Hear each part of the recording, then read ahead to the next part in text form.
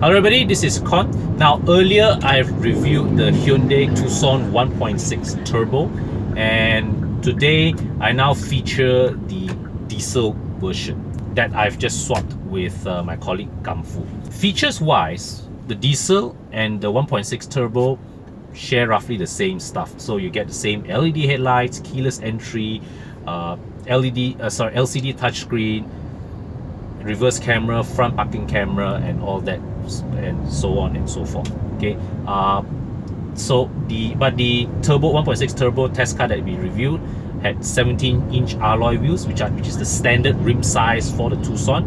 Our test car here is fitted with an optional 19-inch wheel. Mechanical spec wise, there is a major difference. The 1.6 turbo has a 4-cylinder petrol engine mated to a 7-speed dual clutch transmission, outputs thereabouts of 178 PS and 265 Newton meters of torque. The diesel version here displaces 2 liters, roughly the same power outputs, but with way more torque, 400 Newton meters, channeled through a 6-speed torque converter gearbox. Like the turbo model, this one is front-wheel drive only, which, if you ask me, is rather unfortunate because Hyundai actually does offer the Tucson with an all-wheel drive system, but inexplicably have chosen to pair the all-wheel drive setup with the weakest powertrain in the lineup. So I personally feel that if any variant of the Tucson would need all-wheel drive, it would actually be the diesel model.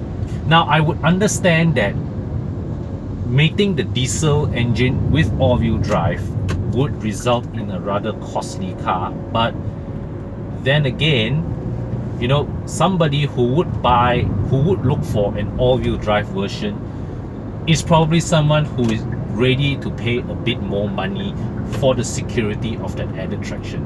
The buyer who goes for the base 2-liter model is unlikely to be someone who want all-wheel drive in the first place. So I believe really the option of all-wheel drive should actually be offered to the diesel model, maybe the turbo petrol, but for the 2-liter NA, not entirely necessary. So the big question we ask of this car today, having extensively reviewed the 1.6 turbo earlier, is how different is the driving experience. Now, to recap, this car not only has a different engine and drivetrain setup than the car that we reviewed previously, it also has a different rim size. So aspects of the ride and handling is also bound to be affected. And immediately I can say that running on these 19-inch wheels, the Tucson does seem to ride a bit more busily, because like now I'm driving on NPE, which is, as we all know, a relatively well-surfaced patch of road, and even that I can feel the slight imperfections of the surface more keenly than I did in the 1.6 turbo that had the 17-inch alloy wheels.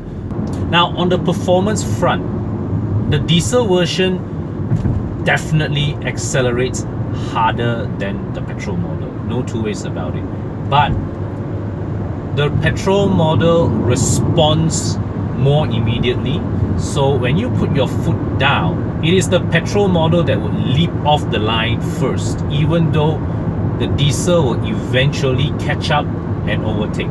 But when you drive the diesel back to back against the petrol, when you jump into the diesel, you would notice the lag a lot more acutely, having just driven the petrol model.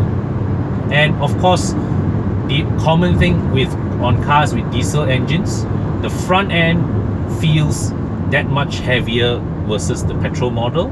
It feels a little less eager to change in direction, but these are all very very subtle, very minor differences that are not likely to trouble the everyday owner. What is more likely to make a difference in your day-to-day driving is that with the diesel model, you will definitely be enjoying significantly better fuel economy. Although I did not measure the exact numbers, but we all know diesel engines are more economical than their petrol equivalents, and this Tucson diesel will be no different. But let's just see what sort of numbers Kung Fu has been managing. The trip computer here is reading 12.9 kilometers per liter, whereas in the petrol model I'm getting the same number but in liters per 100 kilometer. So therein you get the difference. Okay, the significant fuel economy advantage that the diesel model enjoys over the petrol.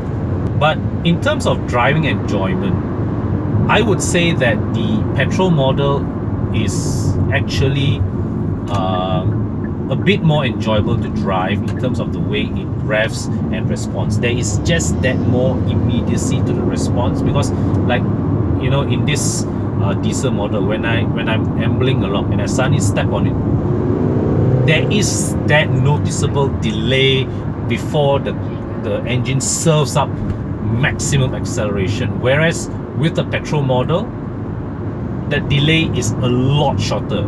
With a turbocharged car, there will always be a delay in that response, but it's how you mitigate that delay. And in the turbo petrol model, the delay is very, very well mitigated. So between the turbo petrol and the diesel version, typically I would say SUVs, right, you're always better off with the diesel engine in terms of the performance numbers, the fuel economy, and the sheer effortlessness in performance. Because you see, when you're driving an SUV, right, you don't need an SUV that accelerates hard and all that. But what you do need with an SUV is the ability to pull a high amount of load, 5 passengers and a luggage and their luggages, without feeling taxed. A diesel engine can do that. You can pull, you know, a fully loaded car with a very low amount of revs and not feel like the car is struggling. With a petrol engine, you always have to work it that bit harder in order to get the vehicle moving. Okay, but with the Tucson, I will have to say that if you want to enjoy your driving a bit more, the petrol model is just that bit more satisfying to drive. Yeah. So ultimately the choice is yours. Both the Tucson Turbo and the diesel model have their plus points.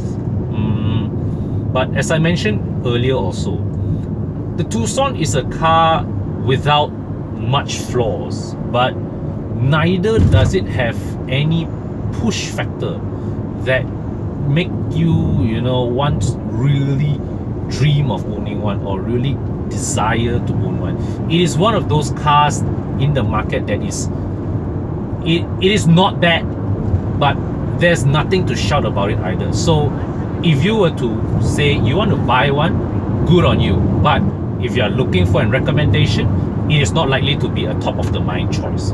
Yeah, that's all. So yeah, so if you're in the market, you're looking for a Tucson, and if you're asking me, is it a good buy? I say yes, go ahead, get it. But if you were to just suddenly out of the blue ask me, will I recommend you to buy one? It wouldn't be the first car that crossed my mind. That's all. Yeah. So go ahead, buy one if you so like. That's it. I mean, that really is it. The Tucson is a good car, but maybe it's just a car that needs to be pushed a little harder, just needs to be marketed that little bit better. But it is a car for which I have very, very little to complain about. Okay, so yeah, that concludes my thoughts on this car. Share me your views in the comment section below. Until my next video, thanks for watching. Bye for now.